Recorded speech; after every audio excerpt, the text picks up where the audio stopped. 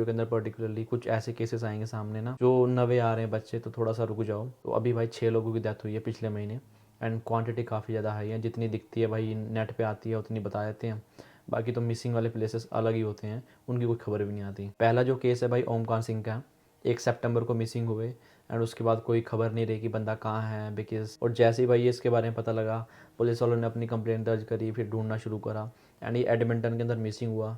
And तुम ये देखो कि बंदा एडमिंटन के अंदर मिसिंग हुआ, उसके बाद जो उसकी डेड बॉडी मिली वो सस्कैचुअन की रिवर के अंदर मिली।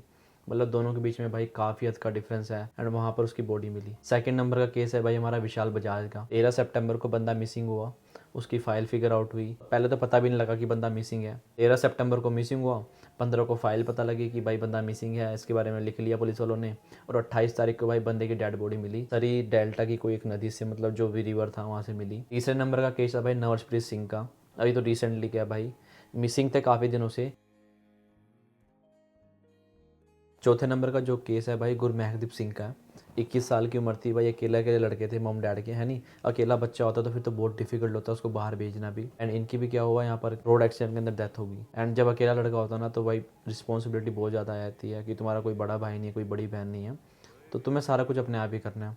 और उसके बाद अगर बच्चे को तुम बाहर भेज देते हो ना, फैमिली से दूर हो जाता है, तो भाई प्रॉब्लम और बढ़ जाती है। फिर माँ बाप ना सोचते हैं कि यार गलती तो नहीं कर दी। एंड 21 साल की उम्र थी, इंटरनेशनल स्टूडेंट थे, पढ़ाई में भी बड़े अच्छे थे भाई, अपने अच्छे अच्छे नंबर लेकर आते, स्टडी कंप्लीट करी, वर्क परमिट पे थे। एंड एक दिन क्या हुआ, रोड एक्सीडेंट हुआ, डेथ होगी। 5वां और 6वां जो अभी बताने वाला आपको केस, वो काफ़ी ज़्यादा कॉम्प्लिकेटेड है, बिकॉज ये डिजीज़ ना एक तरीके से स्टूडेंट के अंदर मेरे को लगता है कि यार ये चीज़ें आ रही धीरे धीरे। बिकॉज आई गेस ये तीसरा चौथा केस है ब्रेन हैमरेज का, कि बंदा टेंशन में जा रहा है। टेंशन की चीज़ कि भाई यहाँ पर जॉब नहीं मिल रही, जॉब मिल रही है तो घंटे नहीं मिल रहे, अगर सब कुछ भी हो रहा है, जॉब भी आ रही है, फिर अलग टेंशन है घर की, तो वो काफ़ी प्रॉब्लम क्रिएट कर रही है। पहला करणदीप सिंह है, 21 साल की उम्र थी, स्टडी अपनी 2 साल कंप्लीट करी, बाद में टेंशन आई, ब्रेन हैमरेज हुआ, कोमा में गए, डेथ हो गई। ये केस अभी रिसेंटली का है। उसके बाद एक और था नवदीप कौर का, वो मैंने आपको बताया भी था, सेम यही केस हुआ, ब्रेन हैमरेज हुआ, वो किचन के अंदर कुकिंग कर रही थी, स्लिप हुई वहाँ से, अकेली अकेली, मतलब लड़की अकेली जो बाहर थी, बाकी मॉम डैड ने भाई सारा कुछ बेच बाच के बच्चे को बाहर भेजा। एंड उसके बाद फिर ये चीज़ हो जाती है। तो वो लड़की की भी ऐसी डेथ हुई है, कोमा में गई, फिर उसके बाद तुम्हें पता ही है जब कोमा में जाते हैं और ये सिचुएशन क्रिएट होती है ब्रेन हैमरेज, उसके अंदर भाई ना खून जम जाता है दिमाग के अंदर। एंड जब खून जम जाता है तो फिर चांसेस कहाँ होते हैं, फिर सर्जरी होती है, सर्जरी में भाई बंदा बच भी जाता है, बट रेयर केसेस के अंदर डेथ हो जाती है। यहाँ की लाइफ यार सच में डिफिकल्ट है, तुम्हें फेस करने पड़ेंगे स्ट्रगल, जॉब नहीं हो पाती, कई बार घंटे नहीं मिल पाते, तो तुम्हारा जो एक्सपेंसेस का होता है ना वो बजट हिल जाता है। कई बार तुम्हारे एक्सपेंसेस ज़्यादा होते हैं, उन टर्म्स ऑफ तुम्हारी सैलरी उतनी नहीं होती कि तुम भाई अपने बजट मेंटेन कर पाओ। यार जो चीज़ें हो रही हैं कि भाई बंदा टेंशन में जा रहा है, ये चीज़ें हो रहा है, तो मेक श्योर यार गैदरिंग करा करो यार। यूनिवर्सिटी कॉलेज के अंदर इवेंट होते हैं, वहाँ पर चले जाया करो यार। गुरुद्वारे चल जाओ, मंदिर चल जाओ, मस्जिद चल जाओ भाई, वहाँ पर तुम्हें पीस मिलेगा अपनी लाइफ का, तुम्हें ये टेंशन दूर हो जाएगी। बात होती है कि तुम गॉड पे ट्रस्ट करो यार। मेरी यहाँ पर जो लाइफ है ना, स्टूडेंट लाइफ, मेरे को और कोई टेंशन नहीं होती यहाँ पर, ना जॉब की होती है, ना पढ़ाई की होती है, कुछ भी नहीं होती। बस एक टेंशन होती है, वो मैं आपको दिखाता हूँ। एंड इस चीज़ से भाई मैं बहुत परेशान हूँ, सच बता रहा हूँ, बहुत ज़्यादा। भी आपको दिखाता ही हूँ कि भाई ऐसी क्या चीज़ है जो मुझे परेशान करती है यहाँ पर। तो जो चीज़ है भाई जो मेरे को परेशान करती है ना, वो यहाँ पर है।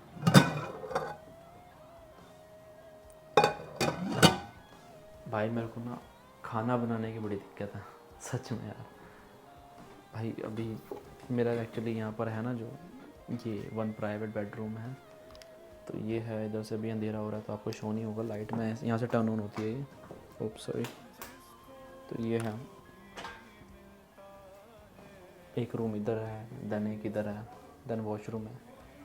तो बात यही है ना, मेरे को ना सिर्फ खाना बनाने की टेंशन है, और कोई टेंशन नहीं है भाई। बालकनी से ना बड़ा प्यारा व्यू आता है, तो मैं कभी भी डिप्रेस फील करता हूँ ना, बिकॉज मैं तो बहुत रेयर करता हूँ, करता भी नहीं, अगर मैं कर भी रहा हूँ ना, तो देखो यहाँ का ना जो व्यू है वो काफ़ी बड़ा प्यारा प्रिटी सा है, इसे देख के खुश हो जाता हूँ अपना मैं, कि यार हाँ चलो ठीक है। और मैं डेफिनेटली यार सबको ये सजेस्ट करता हूँ कि भाई नाइट वॉक पे चल जाया करो। ये नहीं कि तुम 12-1 बजे जा रहे हो, वो नाइट वॉक नहीं होती भाई, उसे तुम शोशेबाजी कह लो, हवाबाजी कह लो। अपना 6-7 बजे थोड़ा चल जाया करो। तो मैं तो सबको यही सजेस्ट करता हूँ कि यार अकेला रहना सीखो, खुश रहना सीखो। वो एक लाइन है ना कि भाई खुद के वादों से अब मैं मुकरने लगा हूँ, बुरे दौर से अब मैं गुजरने लगा हूँ, अब नहीं आने देता किसी को अपने करीब में, और एक लाइन थी भाई, भूल गया मैं। लास्ट में मैंने क्या लिखा भाई, अकेला रहकर भी थोड़ा सा सुधरने लगा। बस इतना ही था। कई बार गड़बड़ें हो जाती हैं, मेरे को पूरी याद थी, ये मैंने जानबूझ के ऐसे बोला। तो ऐसा नहीं है कुछ भी यार, ग्रो करना सीखो, छोटी छोटी बातों को सीरियस मत लिया करो। कई बार ऐसा होता है कि कई बंदे ना तुम्हें दिखाना चाहते हैं कि भाई ये चीज़ पॉसिबल ही नहीं है, उन्हें करके दिखा दो। एंड मैं किसी को बुरा नहीं बोल रहा, देखो सबकी अलग अलग मैंटेलिटी है, क्योंकि कई रिश्तेदार मेरे से ऑफेंड हो जाएंगे अब, है नहीं, कि भाई तूने ऐसा क्यों बोला, तूने तब बोला क्योंकि तू तेरी मेरी बहस हुई थी इस बारे में, ये हुआ था वो होता। भाई मेरी किसी से कोई बहस नहीं, मैं तो भाई सबको बड़ा रिस्पेक्ट करता हूँ। वैसे जितने भी बड़े हैं जिन्होंने हमारी हेल्प करी है भाई, उनका एहसान मानते हैं। बट हमारे जो माँ बाप है ना भाई, वो हमेशा यही कहते हैं कि अपना कर ही चलो यार, तुम्हें दिखाना है कि भाई वो होता है ना कि ब्लड लाइन क्या कर सकती है, यू हैव टू शो। अगर तुम ये करने में कामयाब हो गए कि भाई ब्लड लाइन तुम अगर चेंज कर सकते हो, तुम्हारे में इतना पोटेंशियल है ना, then you can do whatever you want. So it's all up to you.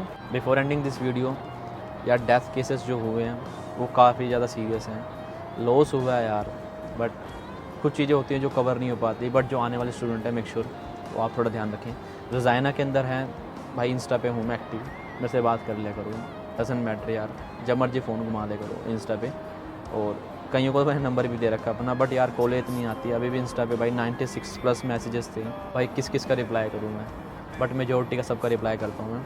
And पीछे से तो भाई मैं भी थोड़ा सा हो गया डाउन सा ना, बिकॉज कुछ चीज़ें यार बातें ना मेरे को बुरी लग जाती है, पर फिर मैं ना उनको निकाल देता हूँ कि यार ठीक है यार, अब it's all up to part of life.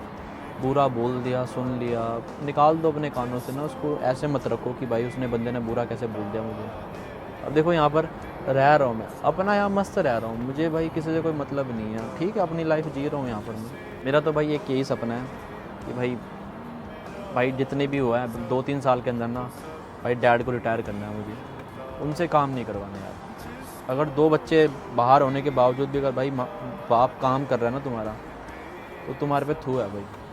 You are not a deserving guy. तुम्हारी 20 साल की उम्र हो गई है और तुम्हारे माँ बाप अगर अभी तक काम कर रहे हैं ना, एक्चुअली मैं 20 का नहीं हूँ, बट 2 साल 3 साल मैक्सिमम, इसके अंदर भाई मेरे को डैडी को रिटायर करना है, क्योंकि यार काम नहीं करवाना, तुम अपना घूमो यार, कमाने वाले बच्चे हैं। बाकी आज के लिए इतना ही था भाई, मेरे को बनाने उड़द राजमा, मैं चाहता हूँ बनाता हूँ। सबसे डिफ़िकल्ट टास्क लगता है मेरे को नहीं।